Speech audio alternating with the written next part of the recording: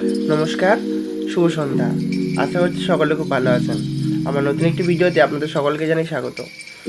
তো আজকে বিকাল বাজে এখন 6:45।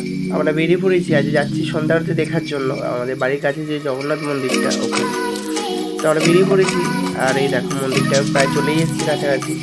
এই যে মন্দিরের ভেতরে ঢুকলাম, ঠিক সময়ে এসেছি, ঢুকলাম আর মন্দিরের দরজাটা ওপেন হচ্ছে, আরতি এবার স্টার্ট হবে।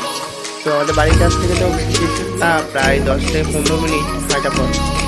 চলে এসেছি মন্দিরে, আর এই যে দেখো জগন্নাথ, বলদেব, সুভদ্রা মহারানী, সামনে একটা গোপাল, দিকে রাধা মাধব সব আছে। কত সুন্দর লাগছে না মন্দিরটা। তো তোমাদের যার যার বাড়ির কাছে এই মন্দিরটা আছে কাছাকাছি নিয়ার বাড়ি, তো তোমরাও এসে দেখতে পারো কত সুন্দর এই জগন্নাথ মন্দির। যারা যারা এখন অব্দি আসে, আমি তো ছুটি পেলে প্রায় প্রত্যেক সন্ধ্যাতেই আসার চেষ্টা করি, সন্ধ্যাটা এখানে কাটানো। কিন্তু রোজ রোজ তো হয়ে ওঠে না, তো প্রায় যখনই সময় পাই তো আমি চলে আসি এখানে সন্ধ্যাটা এখানে কাটানোর জন্য। দেখো আরতি স্টার্ট হয়ে গেছে এখন, কত সুন্দর লাগছে। দেখো সন্ধ্যায় এখানে কীর্তন, ভজন সবই হয়।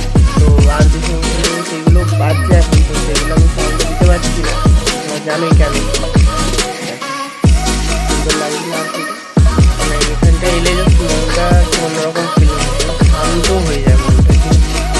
মন খারাপ থাকলেও যদি তুমি এখানে আসো তো মন দেখবে আপনি ভালো হয়ে যায়। এরকম একটা জায়গা এই মন্দির। আমার তো খুব পছন্দের একটি জায়গা এটা, তো আমি যখন সময় পাই চলে আসি। তো আজকেও আমরা দুজনের সময় পেয়েছিলাম ছুটি থাকতে, তো সন্ধ্যের দিকে চলে এসেছিলাম এখানে। সুন্দর লাগছে।